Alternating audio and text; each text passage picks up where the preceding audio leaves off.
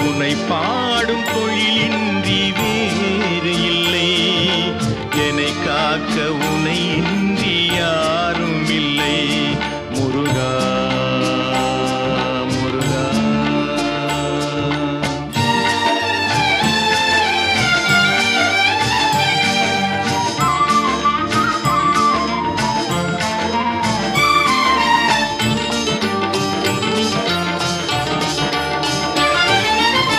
கற்பனையில் வருகின்ற சொற்பதமே அன்பு, கருணையில் உருவான அற்புதமே.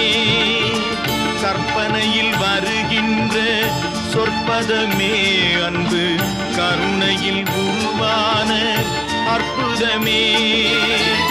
சிற்பச் சிலையா